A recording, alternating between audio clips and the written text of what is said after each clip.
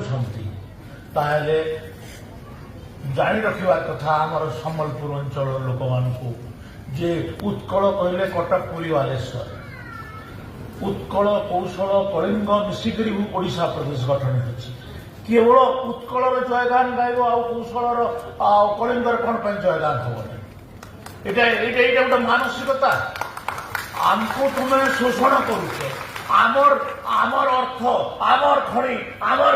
ଚାଷ ଆମର ଜଙ୍ଗଲ ସବୁଥିରେ ତୁମେ ଆମକୁ ଶୋଷଣ କଲ ଚାକିରି ବାକିରି ସବୁଥିରେ